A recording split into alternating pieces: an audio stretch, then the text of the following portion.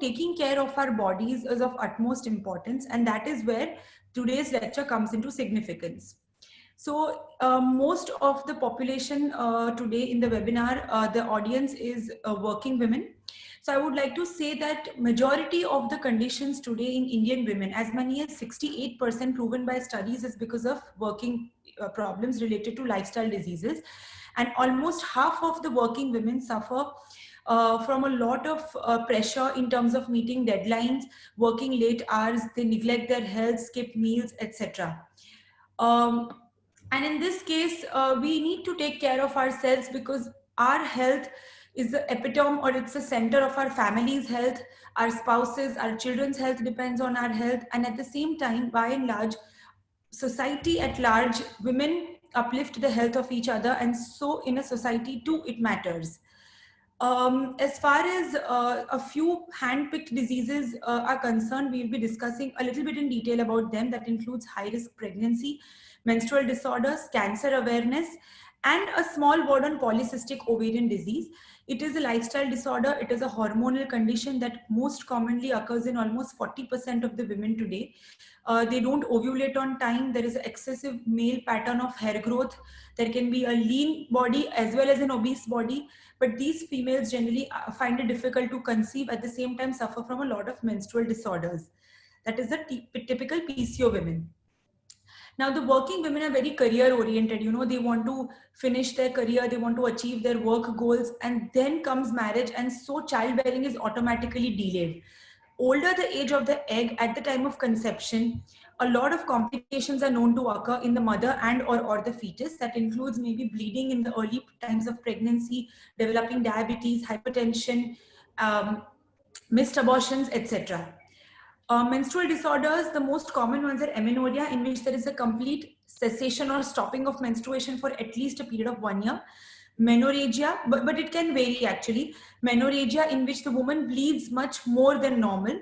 Normally, we bleed up to 50 to 80 ml in one menstrual cycle, but if there is excessive bleeding with passage of clots, it's called menorrhagia. Irregular bleeding, in which a particular bleeding pattern cannot be established. There can be intermenstrual spotting or sometimes bleeding for longer days. And dysmenorrhea, that is typically called painful periods, in which the woman is incapacitated to do her regular work and she has to take leave from work. As women, we have also a lot of hormonal imbalances that constantly go on. This includes mood swings, skin breakouts, fatigue, and sometimes anxiety attacks.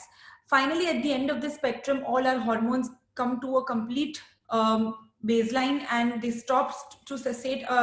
They cessate to produce after a particular age, and this is when we achieve menopause. A very important symptom that comes in many working women is passing vaginal discharge, as well as secondary to vaginitis, there can be urinary infections. Depending on the nature of the discharge, it can be fungal, it can be bacterial, and so it is very important that all these females must come to the gynec for checkup. And there is a solution for each of these conditions. The next is breast cancer. It is the second most common cancer in females. Every 2 minutes, one woman is diagnosed, and every 13 minutes, one woman dies of breast cancer. But the good thing is that if it is detected early, the prognostic rates are very good and the survival rates are very good. So this includes breast checkups, timely breast checkups. There are actually 3 stages. Every females must examine the breast for symmetry, any abnormalities, any deviated breasts or any lumps. And deep circular motion palpation is also done in the lying down position as well as in the shower to not miss any deep, large cysts or lumps. It is said that for a female with average risk of breast cancer, after the age of 40 to 75 years, every time the clinical breast examination must be done, that is examination of the breast by the doctor, and it must be backed with the annual mammography. For regular females after the age of 20, every monthly you must check by yourself the breasts by doing this at-home breast examination. Between 20 to 40 years, every 3 yearly, it is wise to get it checked by a doctor. The next set of cancer are the cervical cancers. This is the most common kind of cancer encountered in females. And it can be simply detected very early using a simple OPD-based test that is called a Pap-Nicolau smear or a Pap smear. After the female is sexually active by the age of 21 years is when the Pap test is warranted. Between 21 to 30 years, it must be done every 3 yearly. And then after the age of 30 until you are 65, it must also be included with a serum HPV testing. And HPV, I will tell you, is the most common organism to cause cervical cancer. It's called human papilloma virus, and it also causes benign warts in the vagina. So it is very important to detect it. Then urinary leaks for all those females who had a painful delivery. There were long labor hours. You had to use a vacuum or a forceps. A lot of insult is caused in the urethra because of the baby's head sticking at the urethra for a long time. And this actually affects later on in menopause, when the control of urine is actually lost and you end up leaking urine by, squatting or coughing or simply talking loudly. By the time the females present to you, they have already neglected their complaints for several years. But now there is a light at the end of the tunnel for especially this group of women having urinary leaks or urge incontinence or stress incontinence. And this is not necessarily a surgery. So if you're scared of surgery, there is a non-invasive procedure called vaginal laser. This is a CO2 fractional laser, and various other energy devices are also available. But particularly at my center, I have this laser. It's a very thin probe that goes into the vagina. We lubricate it with baby oil. And then the lasing is done all around the vaginal canal, especially very close to the urethra. And this helps to have an anti-aging effect on the vagina. So in the long run, it not only controls the urinary leak, but also helps in lubricating your vagina, because in menopause, it becomes very dry and pricky because of lack of estrogen. It helps to improve the moisture. It tightens the vaginal muscles, and overall it improves the sensitivity and laxity of the vagina, particularly after a vaginal delivery. So very commonly we are including this sessions like these along with normal vaginal delivery also. So this is the center, and as you can see, the probe is very thin and it is very comfortable. It is a 3 to 4 minute procedure. It's a lunch break procedure. No preparation is required before and after, and the women can resume all her activities immediately after doing one session. And typically around 3 sessions are required at the end of every 1 month. Coming to diet, a lot of different dietitians and a lot of concepts are available, but blanket 3 key concepts that I feel are the most important is what to eat. So foods that are visually appealing, that have different colors, and so more the colors, more the nutritive value of the foods, including micronutrients and vitamins. Always we must avoid junk foods, any foods coming from packets, no colas, candies, burgers, and nothing refined. We must encourage and consume fresh local produce, that is our whole grains, dairy products, as well as the local fruits and vegetables. You cannot go wrong if you follow this principle. In these COVID times, also a lot of emphasis is raised on the immunity boosting foods like ginger, garlic, lemon, tulsi leaves, etc. They can be had alone or in the form of a kadha or concoction, and this does wonders for your system. The second most important thing is how much to eat. So it is very important. I always tell my patients that you must eat just before you are totally full. Mindful eating should be practiced, and you must eat with the 3 S's. That is an important concept I have learned. You must eat slowly, chew the food really carefully, eat it with all your senses, no watching television or no social media while you are consuming food, and all the senses and flavors must be savored while you are eating. The third concept is when to eat. It is important to take small frequent meals throughout the day, not to overeat in a particular time. So you can break down your meals, say, to up to 3 major and 3 minor meals in a day. To eat well before bedtime so that the the food gets enough time and space to digest. And also a few of the new improved key concepts are related to intermittent fasting and circadian rhythm fasting, where you are actually, it's like the primitive Jain diets, which are very, very scientific and very effective. I have a personal experience in this, and I think eating for several hours in a day actually helps a huge deal by actually even regularizing your glycemic index. Physical fitness, the American body has given us the recommendations of at least 30 minutes of physical activity every day, or 150 minutes per week, which could be in the form of yoga, aerobics, cycling, swimming, anything, or simply go for a walk.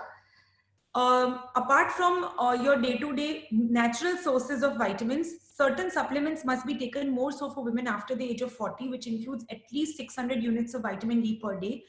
1 gram of calcium per day, and other essential supplements that include vitamin E, C, omega-3 fatty acids, and zinc, which are very good for your skin, hair, and overall for your digestion. Antioxidants also for anti-aging, at the same time for improving your ovarian health. And for those females planning a pregnancy, 4 milligram of folic acid for 3 months in the periconceptional period is advocated to avoid neural tube defects in the baby. Some vaccines, the most common type of vaccines we administer are the human papilloma virus vaccine, that is the HPV vaccine, as a preventive measure for cervical cancer. And it can be given to girls as young as 9 to 14 years. And so all those women listening to me in the audience today, if you have your young girls between 9 to 14 years, you can get this vaccine administered way before the sexual career starts. Apart from that, other vaccines include a booster tetanus vaccine, meningococcal, pneumococcal, and shingles vaccine, and this can be discussed with your gynecologist at length. Every yearly blood pressure checkups are a must. After the age of 40, every 2 yearly, you must get your lipid profiles checked. And every time you go to the doctor, you must also check your height and weight parameters to see where your BMI is falling. Blood sugar checkups, again, every 2 yearly after the age of 40. So these are blanket guidelines, but if you have a family history, you have other comorbidities, then you must go to the physician and get frequent checkups done. A lot of emphasis is also raised on stress that includes mental, physical, as well as emotional. And in this lockdown, I think self-care is what has been of utmost importance to all, and it has taught us a lot in this lockdown. How to care for yourself and improve your health as well as your mental health. So the next important thing is, and I would also like to emphasize that self-care is, it may not be, applying expensive products or, leading a very, very out of the box lifestyle. I think it's all about the little things. Maybe you read a good book, catch up with your old friends, spend quality time with your family, do some charity work, etc. So all this will actually eventually show on to your physical health. Now, the next thing, a small word on infertility. In today's society, it is a huge taboo that infertility is actually a female's problem. And most of the times it is a woman to be blamed. But I think that now the times are changing. A lot of times the males are actually having a lot of more issues than the females. And most of the times it becomes unexplained or there is no definite cause. After the age of 20 to 25 years, every intercourse is likely to get you pregnant by 25%. And this subsequently drops as you get older. Till you are after the age of 35, and now 32 is the new 38. So for all those working women who are wasting your time thinking that, abhi time hai, I think the biological clock is ticking and you must plan this first. Because after a certain age, it gets a little bit difficult to conceive. Males particularly, today in the OPD, if we see 10 patients, at least 2 will have some or the other issue with males. That is either a poor sperm quality, decreased sperm motility, count, abnormal sperm, etc. And this is mainly because of drug abuse, wearing tight clothing, overexposure to high temperatures, smoking, etc. So overall, every sperm and every egg is of utmost importance. And so for women particularly, we have to fight this biological clock. For all those females who want to not get pregnant, but they're still losing out on age, it is very wise to freeze your eggs. So even by the time you're 38, 39, but you have frozen your eggs when you were still 31 or 32, you still have a young batch of eggs. And this will take care of even your second child if you have surplus eggs in the bank. Males can, on the contrary, father till their deathbeds. But for us, we need to wake up in time. And this we have to take against the biological clock, and the onus lies on us. For all those females who have already lost out on the precious fertility years, there is a therapy now called stem cell therapy, in which regenerative medicine comes into play. And you can actually identify your stem cells and put it in the ovaries and in the testes to boost it like anything. And it improves the quality and fertility. For all those females who have their firstborns already suffering from some genetic disease, you have thalassemia, sickle cell, cystic fibrosis, and so on. Now is the time that you can actually detect these diseases from the embryo itself. You will always have to go for IVF, but you can discuss at length with your gynecologist. And now this is the advantage of technology to the best. You can actually, from the start, implant a healthy embryo in your uterus.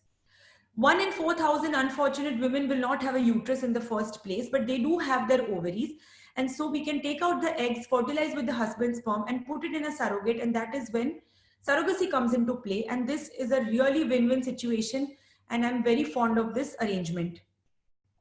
So finally, to sum everything down, as Michelle Obama says, that being a healthy woman isn't all about measuring your waistline and getting your weight in line and everything. It's not about the parameters. It is actually about focusing on what matters on the inside as well as on the outside.